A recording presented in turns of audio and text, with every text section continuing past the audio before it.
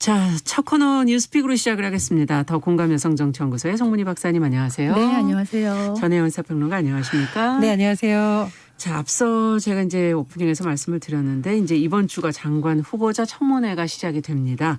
변창흠 국토교통부 장관 후보자가 지금 이제 과거 발언들이 좀 문제가 되고 있는데 특히 구의역 청년 노동자 사망 사고와 관련해서 지금 비판의 대상이 되고 있거든요.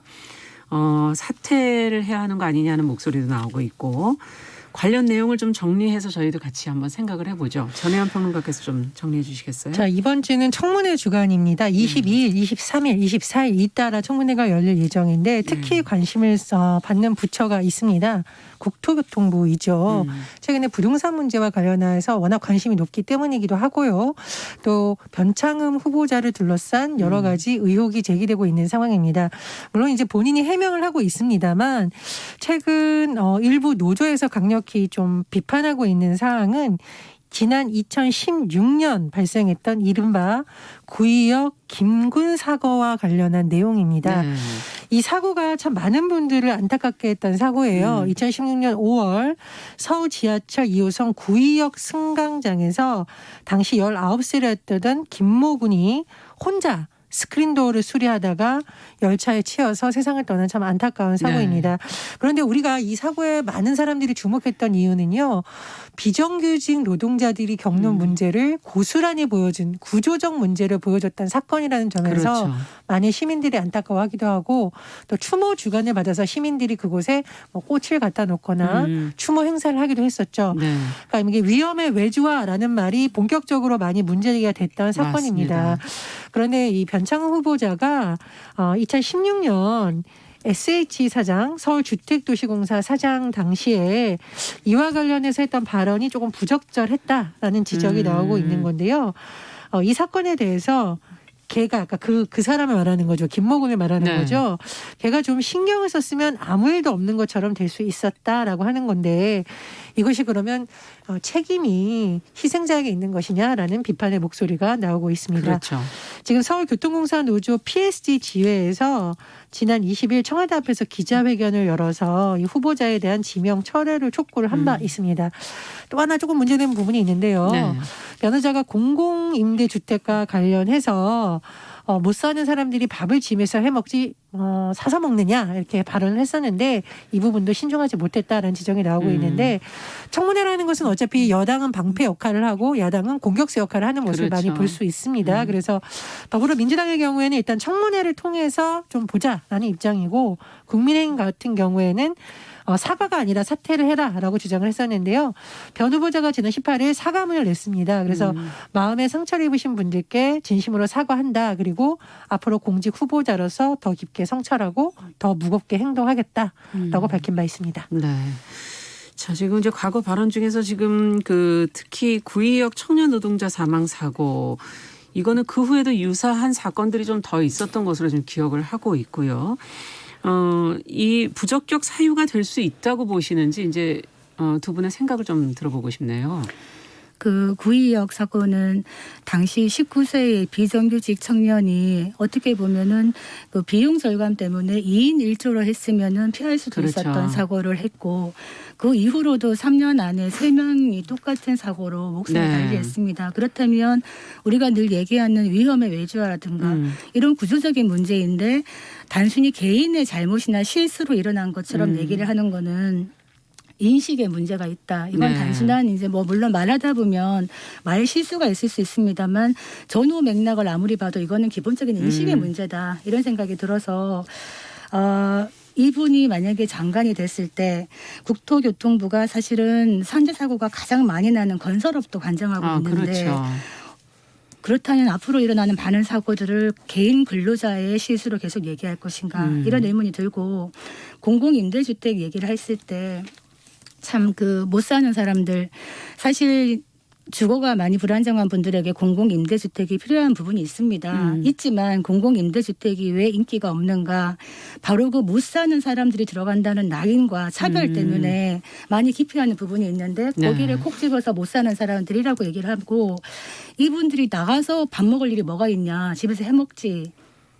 라고 얘기하는데 못 사는 사람들도 나가서 외식하고 싶습니다. 그리고 이런 얘기를 하죠. 꼭 뭐 내 집 살 필요가 있느냐, 공공임대주택 지금 정부에서 많이 권장하고 얘기를 하는데 네. 저는 그렇게 얘기하는 관료나 정치인들이 공공임대주택에 가서 좀 살면서 그런 얘기를 해봐라. 공공임대주택을 거쳐서 많은 사람들은 좀 더 돈을 모아서 좀 더 넓고 편리한 곳에 내 집을 사고 싶은 게 인지상정입니다. 그렇죠. 그렇기 때문에 이걸로 만족해라라고 얘기하는 거는 국민의 정서와 너무 동떨어져 있다. 그래서 지금 이 청문회 한다고 합니다만 계속 만약에 국민과의 공감력이 떨어진 이런 부분에 대해서 강행을 한다 했을 때는 좀 후폭풍이 우려될 수 있겠다. 이런 생각이 듭니다. 네. 어떻게 보십니까?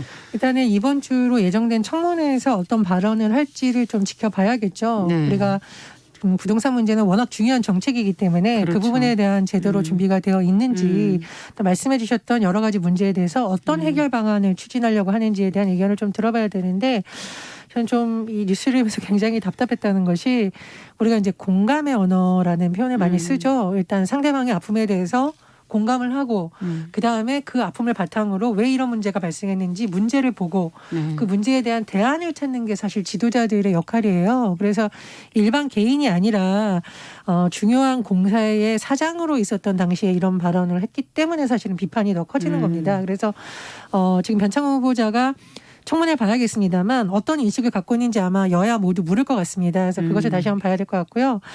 또 하나 말씀해 주셨듯이 국토교통부가 단순히 인허가만 관리하는 것이 아니라 건설이나 교통 관련한 산재와 관련된 주무 부처이죠. 상당히 중요한 매우 중요한 부처입니다. 예. 우리가 중대재해기업처벌법이나 이런 것이 많은 시민들의 공감을 얻는 이유가 더 이상은 이런 일이 일어나면 안 된다라는 거죠. 사실 구의역 김군 사건도 굉장히 아픈 사건이지만 유사한 형태의 띈 사건들이 산재 현장에서 너무나 많이 일어나고 있습니다. 최근에 우리 하루가 멀다 하고 건설업체 관련 직원들의 사망 소식이라든가 예. 들려오고 있습니다. 그래서 변 후보자가 그냥 당시의 생각이 짧았다라고 할 것이 아니라 이런 구조적인 문제, 특히 위험의 문제에 대한 깊이 고민을 하고 그렇죠. 청문회에서 좀 진정성 있는 답변을 내놔야 한다. 그게 필요한 거겠죠. 그렇게 본답니다. 네. 그리고 지금 현재 국토부 장관은 영끌에서 집을 사고 있는 지금 부동산 값이 많이 오른 상태에서 영끌에서 집 사고 있는 거를 30대들이 좀 무리하는 것 같다라고 걱정을 했는데 사실 이 후보자 같은 변 후보자 같은 경우에는 카드빚까지 다 영끌해가지고 집을 샀지 않습니까? 국민들에게는 굳이 집 사지 않아도 된다. 임대주택 좋은 게 많다. 이런 얘기를 하면서 본인들은 영끌해갖고 집을 사고 있는 이런 거를 국민들은 어떻게 볼 것인가. 올해 그 교수들이 뽑은 사자성어가 나왔거든요. 연말에 나왔는데 아시타비입니다. 아시타비 새로운 신조어입니다. 내가 하면 옳고 남이 하면 틀린다, 다르다 이렇게 얘기를 하는 건데 바로 전형적인 내로남불을 꼬집은 것이거든요. 씁쓸한 세태를 얘기하는 게 아닌가 싶습니다. 우리가 붕어, 가재, 개구리로도 행복하게 살 수 있다. 모두가 다 하늘을 날아가는 용이 될 필요가 없다. 이런 얘기를 하는데 붕어, 가재, 개구리는 타고난 게 아닙니다. 개천에서 붕어가 용이 될 수 있는 그런 사회가 성숙된 사회가 아닌가 이런 생각을 하고 그냥 그걸로 만족해라. 용은 용대로, 개구리는 개구리대로 이렇게 얘기하는 거는 부당한 게 아닌가 이런 생각이 또 들었습니다. 네. 자, 이제 저희도 또 장관 후보자 청문회를 또 지켜보면서 또 더 이야기를 이어가 보도록 하죠.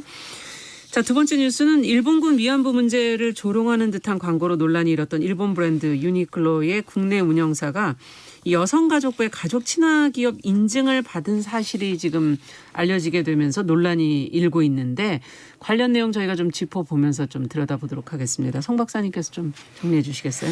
그 일본 의류 브랜드 유니클로가 사실은 한일 간의 무역 갈등으로 인하면서 불매 운동이 표적이 되어서 좀 많은 어려움을 겪었습니다. 그런데 이 유니클로의 한국 운영업체가 여성가족부의 가족 친화 인증을 받았습니다. 이 가족 친화 인증제도 아시는 분은 아실 텐데 이게 인센티브가 많습니다. 어떤 경우에 기업들에게 주어지냐면 자녀 출산이나 양육 지원, 유연 근무제 이렇게 가족 친화적인 제도를 모범적으로 운영하는 기업이나 공공기관에게 주는 것이거든요. 이런 인증을 받으면 뭐가 좋냐. 정부나 지자체 사업 같은 거 할 때 가점을 받습니다. 그러니까 수주가 유리한 것이죠. 그리고 뭐 투자나 융자 같을 때 금리 우대, 출입국 심사 시 우대, 총 220개의 인센티브를 받습니다. 220개. 네. 그래서 또 인증 유효 기간 동안에는 이게 제품이나 포장해 보면 자세히 보시면은 가족 친화 본 적 기업 있어요. 인증 마크 있죠. 네. 그러면은 그 기업의 이미지도 높고 그런 측면이 있기 때문에 점수가 일정 이상 점수가 되면 이 가족 친화 인증 기업을 받을 수가 있습니다.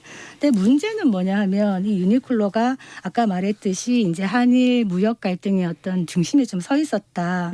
그거를 폭발시킨 게 무엇이냐면 지난해 10월에 유니클로 광고가 나왔는데 할머니와 소녀가 나왔습니다. 예.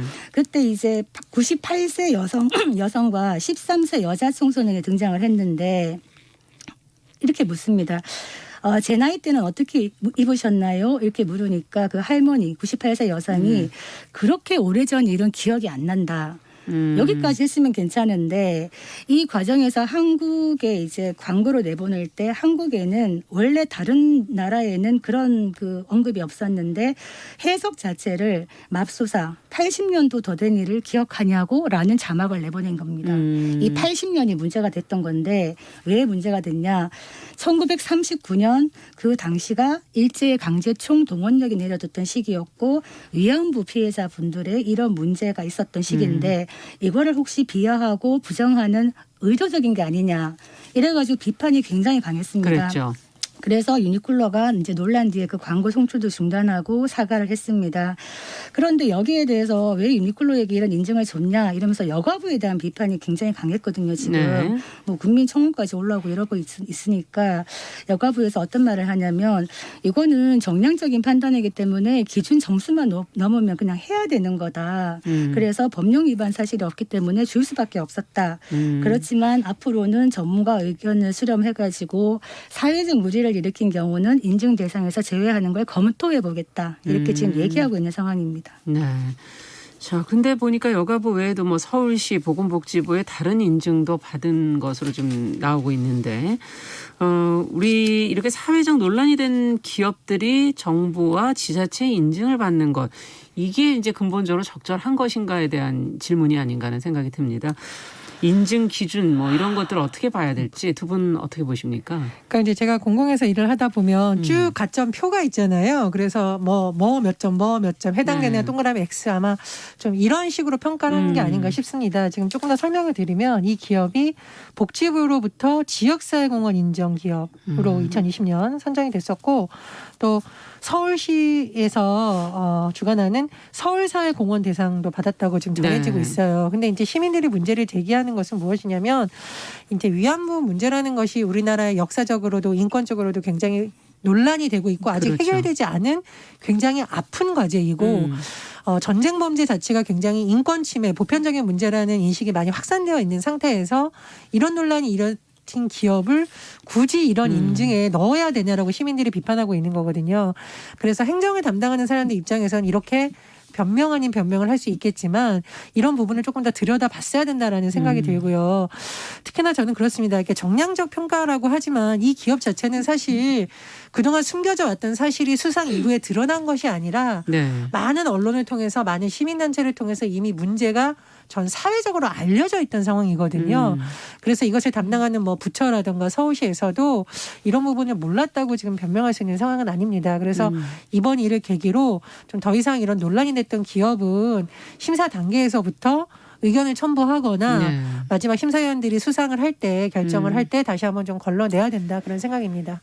저는 이 문제 주제를 보면서 약간 복잡한 감정을 좀 느꼈는데요. 사실 유니클로가 어떤 불매 운동의 중심에 좀 타겟이 되었고 이런 측면이 있고 일본을 생각하면 참 가까이 하기엔 너무 먼 그런 나라지만 또 함께 갈 수밖에 없는 나라고 사실은 많은 부분을 같이 할 수밖에 없는 상황인데 한일 간의 이런 역사 왜곡 때문에 감정의 골이 계속 깊어지고 있습니다. 그리고 유니클로 같은 경우에 찾아봤더니 여가부와 복지부 아까 말씀하신 대로 서울시 모두 뭐 보건복지부에서는 지역사회공헌 인정기업을 받았고요. 또 서울시에서는 서울사회공헌 대상을 받았습니다. 실제로 많은 또 기부와 공헌을 했더라고요. 그러니까 취약계층에다가 뭐 겨울 의류를 1,700벌이나 기부를 한다든지 그리고 또 그 지역에 마케팅을 해서 만약에 부산에 이제 오픈을 하게 되면 거기 부산에 그 대저토마토 하는 농가가 어렵다. 그러면 그거를 구입을 해가지고 고객들에게 나눠준다든지 이런 것들은 사실 또 다른 또 기준으로 이제 점수가 매겨질 수도 있지 않겠나 생각을 하는데 만약에 인증을 할 때 인증 기준에서 잘하는 거 플러스 점수 그리고 못하는 것 아까 말했던 이런 뭐 사회적 무리라는 부분에서는 또 점수를 부여해서 마이너스 이런 식으로 객관적으로 공평하게 하는 게 어떻겠는가 저는 이런 생각이 들었습니다. 기준을 한번 새로 마련해 볼 네, 필요도 이제 있겠네요. 박사님하고 의견 좀 다른 부분이 있는데요. 이거는 일반 민간 기업 협회나 이런 데서 주는 상이 아니라 정부 부처에서 주는 상입니다. 정부 부처라는 것은 어떻게 보면 국민들을 대신해서 주는 것이거든요. 네. 그래서 예를 들어서 어떤 뭐 복지원이 있는데 이 기업이 물품을 줬다. 그래서 복지원에서 감사패를 줬다. 저는 이런 건 할 수 있다고 생각을 해요. 네. 그러나 국민들을 대신해서 어떤 임무를 부여받은 특히 여가부나 이런 곳에서 네. 이런 기업을 심사 기준 자체에 넣었다는 건 저는 좀 문제가 있다는 점에서 조금 생각이 다릅니다. 그래서 정부 부처의 상이라는 것과 인증 제도는 공식적으로 공인된 것이거든요. 민간하고는 조금 다르다. 그런 점에서 조금 더 의견이 신중해야 다릅니다. 된다. 예, 예. 네, 알겠습니다. 자, 다음 뉴스로 또 가보도록 하죠. 자, 최근 조두순의 출소로 지금 떠들썩하다는 걸 보도를 몇 번 해드렸는데 조두순 한 명만의 문제가 아니다. 지금 아동대상 성범죄를 근본적으로 좀 예방하는 게 필요한 거 아니냐는 지적들이 나오고 있고 조두순과 유사한 수많은 범죄자들의 재범을 막아야 되는 거 아니냐는 지금 지적들이 나오고 있거든요. 그런데 성범죄자들이 교도소에서는 또 성인용 출판물을 쉽게 돌려보고 있다 하는 또 보도가 상반된 보도가 지금 나오고 있어서 이걸 어떻게 해석을 해야 될지 이 부분에서 어떤 문제가 있는 것인지 좀 들여다봤으면 좋겠습니다. 전혜연 평론가께서 좀 정리해 주시겠어요? 이게 이제 뉴스가 됐던 내용을 보면 실제로 교정본부에 계셨던 분들이라던가 예. 관련 교육을 했던 분들이 굉장히 이런 현상을 보는 것이 안타깝고 답답하다라는 언론 인터뷰가 많이 나왔습니다. 예를 들면 이런 것이죠. 성범죄자를 대상으로 의무 교육을 이제 실시 명령이 떨어지는 경우가 있잖아요. 그러면 왜곡된 성범죄 문제라던가 특히 이제 아동을 대상으로 한 성범죄를 대상으로 네. 전문가들이 가서 교육을 합니다. 예. 낮에 교육을 하는데 밤에 좀 어떤 현상이 벌어지냐. 이런 수용자들끼리 혹은 일반 수용자와 성범죄 수용자들끼리 같은 방에서 교도시설에서 생활을 하는데 굉장히 좀 선정적인 내용물, 특히 출판물을 돌려보고 있는 것이 현실이다. 그래서 이 문제를 두고 이런 출판물을 반입을 아예 금지하거나 좀 규제가 있어야 되는 거 아니냐라는 논란이 제기되고 있는 겁니다. 근데 이 문제가 굉장히 복잡한 게 뭐냐면요. 지난 2017년에도 이 문제가 불거진 바 있습니다. 네. 그래서 교정본부에서 교도소에 지침을 내렸습니다. 성인물 반입을 불허한다. 그런데 그 다음에 2018년에 성폭행, 그러니까 강간을 등 상해죄로 징역 13년을 복역 중이던 한 A 씨가 이걸 상대로 소송을 낸 거예요. 그래서 원고 승소 판결이 내려졌습니다. 그러다 보니 현장에 있는 분들이 어떤 고충을 하냐 네. 이런 것을 안 주면 소송을 내겠다 이런 일이 현장에서 벌어지고 있다라는 건데요. 이 부분에 대해서 좀 깊은 고민이 필요하고 그러면 이것을 입법으로까지 가야 되냐 이런 논쟁이 다시 벌어지고 있는 상황입니다. 판례가 있다는 얘기네요. 그렇습니다. 예. 자, 이 문제를 어떻게 들여다봐야 될지 좀 다소 복잡하다고 지금 얘기를 해 주셨고 고민이 좀 깊어지네요.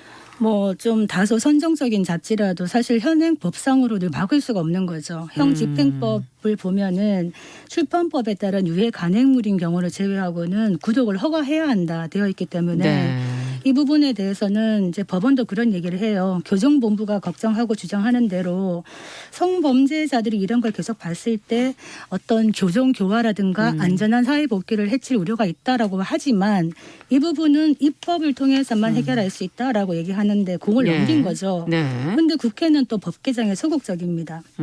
그렇기 때문에 지금 이제 이런 부분이 나와 있는 것이 그 성범죄자들에 대해서 기존에 조두순만 문제냐 조두순 비슷한 사람들이 얼마나 많고 그렇죠. 실제로 지금 출소한 그런 성범죄자들이 얼마 안 되어가지고 재범을 저지른다든지 전자발찌 우리가 무슨 만능의 그것처럼 생각하는데 끊고 아니면 전자발찌를 찬 채로 또 재범을 합니다. 네. 그렇기 때문에 지금 문제가 되는 것인데 사실은 교도소 안에서 이런 책을 못 보게 하는 것도 중요하지만 이 사람들이 나와서 재범을 하는 걸 어떻게 막을 것인가에 더 초점이 가야 되는 것이거든요. 네. 그래서 지금 제가 또 얘기한 적이 있습니다마는 화학적 거세. 그러니까 거세 그러면 뭔가 겁난다 이런 생각을 하시는데 그런 거세가 아니라 화학적 거세입니다. 네. 성충동을 약물로 억제하는 것이죠. 그래서 실제로 지금 법 시행된 다음부터 지금까지 화학적 거세를 49명이 해봤는데 집행을 했는데 지금까지 재범이 한 명도 없었습니다. 그런데 문제는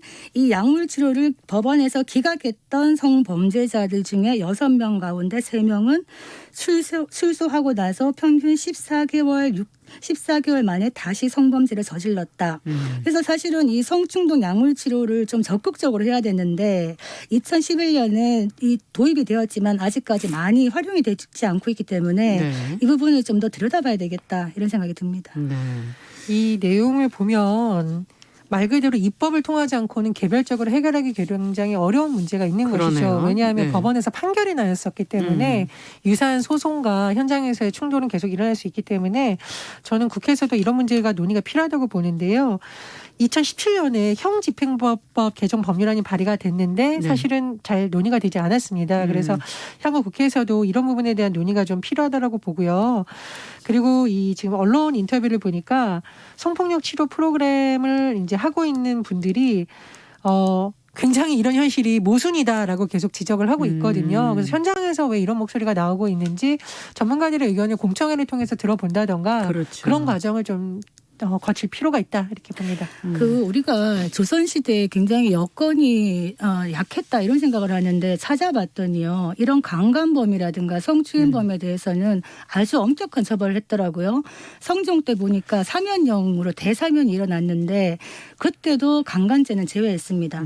대역 모반죄랑 거의 똑같다라고 취급을 한 것이고요. 세종 때도 강간 미수범한테는 어떤 형벌이 내려졌느냐. 장 100대, 곤장 100대에다가 유배 3천리 아주 멀리 보냅니다. 오랜만에 이런 얘기를 들어보네요. 예, 그리고 예. 일족을 강제 이주시킵니다. 이 정도로 엄격한 처벌을 했는데 그때에 비해서 지금 처벌이 매우 약하다. 그리고 지금 이 약물 치료 같은 경우에도 현행법의 또 한계가 뭐냐면 예. 수용자가 동의해야 됩니다.